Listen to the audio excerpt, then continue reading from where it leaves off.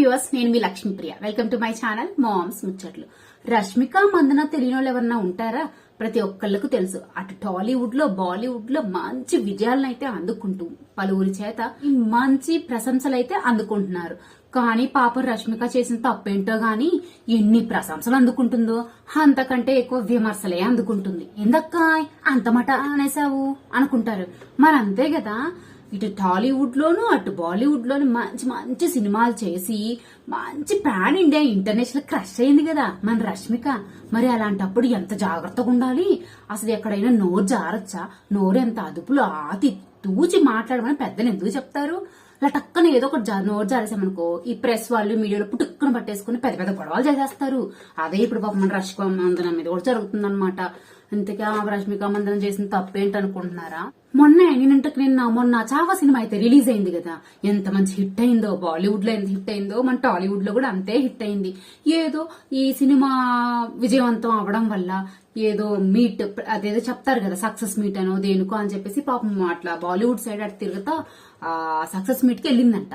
వెళ్ళినప్పుడు మాట్లాడమని చెప్పి ఎవరొకరు మైక్ ఇస్తారు కదండి, హీరోకి హీరోయిన్ కి సినిమా తీసిన వాళ్ళకి అందరికి మైకులు ఇస్తారు కదా, మాట్లాడండి అని చెప్పి. అట్లాగే మన రష్మిక కూడా మైక్ ఇచ్చారంటండి. పాపం రష్మిక నరం ఏమి నలిగిందో గాని చెప్తారు కదా, నరం లేని నాలిక ఏమైనా పలకద్ది అని చెప్పి. అసలు పుట్టి నూరు కూడా మర్చిపోయేసి ఎవరన్నా కన్న తల్లిని జన్మభూని మర్చిపోతారంటండి. ఎంత ఎదిగినా మన కన్న తల్లిని కన్మభూని మర్చిపోవచ్చా? కానీ రష్మిక చేసిన తప్పు అదేనండి. అక్కడికి పోయి మాట్లాడుతా నేను హైదరాబాద్ నుంచి వచ్చినా నన్ను ఈ బాలీవుడ్ ఆదరించింది, దగ్గరికి తీసుకుంది, చేరదీసింది అని మాట్లాడిందంట. ఆడ మాట్లాడిన మాటలకి కర్ణాటకలో గొడవలు స్టార్ట్ అయ్యాయి. ఆడాడో మాట జారితే కర్ణాటకలో గొడవలు ఎందుకైనా అక్క అంటారేమో. ఎందుకంటే మన రష్మిక పుట్టింది కర్ణాటక, అంటే రష్మిక కన్నడ కుట్టి అన్నమాట. కానీ ఆ మాట చెప్పుకోకుండా నేను హైదరాబాద్ నుంచి వచ్చాను అని చెప్పుకుందంట. మరి మన వాళ్ళకి ఏడా కర్ణాటక వాళ్ళకి కాలింది. అరే మన అమ్మాయి పోయి అదే ఊరు గురించి గొప్పగా చెప్పుకోవడం ఏంటి అని చెప్పేసి గొడవకొచ్చేశారు. అది కూడా కాదండి, ఇక్కడ ఇంకొక విషయం కూడా ఉంది. కర్ణాటకలో ఒక ఎమ్మెల్యే అయిన రవికుమార్ అంట ఇంతకు ముందు ఏదో కార్యక్రమానికి రష్మికని ఇన్వైట్ చేశాడంట. అయితే రష్మిక అడిగిన క్వశ్చన్ ఏంటి అక్క, కళ్ళు బయలు గమ్మేస్తాయి. కర్ణాటక ఎక్కడుంది అడిగిందంట. అరే చదువుకోని వాళ్ళకి, కూలి పని చేసుకోవాలి, ముసలోళ్ళకి అందరికీ తెలుసు కర్ణాటక యాడుంది అని. మరి రష్మికకు తెలీదా? ఆ క్వశ్చన్ అడగొచ్చా అండి ఎవరన్నా? నువ్వు ఎంతన్నా ఎదిగావు, ఎంత పెద్ద సెలబ్రిటీ అయ్యావు, కర్ణాటక ఎక్కడుందో తెలీదా అని క్వశ్చన్ అడిగింది. దానికి మన వాళ్ళకి మళ్ళీ కాలింది. అంతటితో ఆగలేదు. కాదులే, ఇంకా చెప్పుకుంటా పోతే బోల్డ్ ఉన్నాయి. ఈ రవికుమార్ అనే ఆయన అదే కర్ణాటక ఎమ్మెల్యే ఏదో ఇంటర్నేషనల్ ఫిల్మ్ ఫెస్టివల్ కి చాలా సార్లు పిలిచాడంట పాపం రష్మికని. రామ్మ వస్తే బాగుంటది మన ఊరమ్మాయిని అది ఇది అని. కానీ నాకు రావడానికి టైమే లేదు, నేను రాలేను అని చెప్పిందంట. మరి అటు చెప్పొచ్చా అండి? అందుకనే మన కర్ణాటక వాళ్ళైతే తెగ హట్టయ్యారు. అసలే ఈ మధ్య అన్నిటికీ హట్టయిపోతున్నారండి.